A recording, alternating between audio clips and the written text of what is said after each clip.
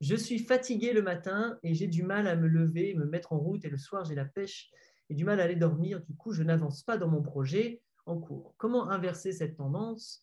J'ai j'ai essayé d'accepter ça, mais j'ai besoin d'avancer et ça me freine. Alors, au lieu de poser comment inverser cette tendance, pourquoi inverser cette tendance? De quoi tu as besoin? Qu'est-ce que ça changerait si tu inversais cette tendance? Est-ce que tu penses que tu gagnerais plus de clarté? Est-ce que c'est ce qui te permettrait de repartir, de te relancer? Euh, Maintenant, comment? C'est super simple. Bah, tu mets ton réveil le matin et tu te forces à te lever. Point final. Quand le réveil sonne, tu comptes jusqu'à 5, 1, 2, 3, 4, 5, rien à faire, même si j'ai les yeux comme ça, je me lève. Tu te lèves immédiatement. Donc, le fait de se lever, ça va immédiatement lancer un processus biochimique en toi qui dit, boum, la journée est partie, tu allumes les lumières pour que les yeux soient comme ça, se prennent du flash. Ça va casser ton sommeil. Tu viens faire la méditation avec nous, le Kalam Kalam. D'ailleurs, on en fait un du 6 au 10 décembre le prochain. Tout un challenge d'une semaine. Fais ce challenge. Tu viens et tu vas te forcer avec nous à 4h30. Tu te lèves 5h du matin et tu te forces au début pour casser ce rythme en toi, pour te reprendre. Ça vient. Pourquoi? Parce que tu le veux vraiment. Tu n'es pas obligé de le faire. Tu peux faire ça la nuit. Tu peux garder le rythme actuel. Mais si tu sens qu'il y a quelque chose de pas juste ben force-toi. Tu te lèves, tu te mets en action. Et comme avec le Kalam Kalam, on commence par de la respiration, du mouvement, immédiatement, tu remets tous tes cycles en marche et tu vas être vachement plus éveillé. C'est possible qu'après, tu sois fatigué. C'est possible que le soir, peut-être le premier, deuxième soir, tu vas vouloir traîner, faire la folle, ouais, comme d'habitude, et tu vas voir que ton corps va vite te dire non, non, non, non, non, tu repars à te coucher plus tôt.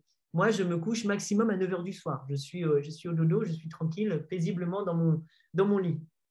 Donc, comment tu le fais? On a des outils. On a ce qui s'appelle un réveil. Tu peux mettre un réveil toutes les 3 minutes si ça te fera tellement chier qu'à un moment, tu vas te lever. D'accord? euh, Sinon, si vraiment tu n'y arrives pas, tu peux solliciter ton réseau d'amis. Tu peux demander à un ami, à deux amis, à 5 amis de dire appelez-moi, traquez-moi tous les matins jusqu'à ce que je me réveille.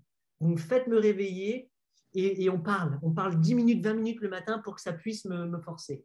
Autre chose, sors, immédiatement sors, sors de ton lit et sors de chez toi, va te balader. Pourquoi? Parce que l'air, l'oxygène, ça va te forcer à être dehors, le petit froid qui va te faire ça, ça va te réveiller. Et ce qui va se passer, c'est que très rapidement, nous sommes des créatures d'habitude, ton corps va vite redemander ça. Là, tous ceux qui ont fait le Kalam Kalam et le Level Up avec moi, on se lève tous les matins, 4h30, 5h, on est tous au top, boum, boum, boum.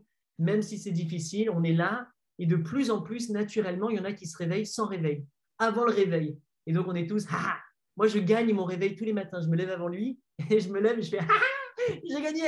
Et donc, je suis content. Donc, c'est une habitude à reprendre. Mais je pense que ce qui peut te motiver le plus, c'est le pourquoi tu vas le faire. Pourquoi? Parce que c'est ton cœur qui l'appelle. Et pourquoi? Parce que tu as envie de quelque chose de plus. Tu as faim d'un nouveau truc. Tu as faim de reprendre ton projet, de te reprendre en main. Et parce que tu connais les bénéfices de ça. Donc, on a parlé de la sortir de ta zone de confort. Et bien, c'est ça. Tu te fais une mini-violence, mais qui est un cadeau au final. Et autre chose, je vous l'ai dit, bougez, bougez, bougez votre corps. Votre corps a besoin, il est empâté, il est crassé comme ça. Faites-le respirer. Plus vous bougez et que vous faites des exercices, plus votre système lymphatique se met en mouvement, plus ça vient nettoyer, ça vient purifier et plus ce sera facile. Vous allez être super alerte toute la journée. Donc, je pense que ça peut peut-être t'aider. Il y en a qui ont de la chance, comme moi j'ai un chien. Mon chien me force à sortir tous les matins aussi. Ça, c'est très bien. Donc, ça peut être cool. Euh, Sinon, effectivement, si vraiment tu sens que tu as besoin, parce que là, je te dis ça comme une stratégie en tant que coach, mais si tu sens que ton corps préfère la nuit, bah, obéis, écoute à ton corps, écoute ton corps, sauf s'il y a quelque chose en toi qui n'est pas contente. Donc, soit tu arrives à être totalement en phase avec le fait que ton rythme a changé, mais si à l'intérieur tu dis, c'est pas ça que je veux dans ma vie profondément, et ben sors de ça et va en toi pour chercher cette force de résilience qui est là, cette détermination, et viens la nourrir. Donc fais cet acte de courage, lève-toi, force-toi, et tu vas voir que ça va vite reprendre. Et même si ce n'est pas facile au début, il y a plein d'autres petites choses qui peuvent travailler ta détermination au cours de la journée. Donc tu vas faire ce travail sur plein d'autres choses, et ça va venir renforcer ce muscle, et tu vas pouvoir te lever beaucoup plus facilement chaque matin. Ce qui est cool, c'est de savoir pourquoi tu te lèves Donc, c'est quoi ton projet?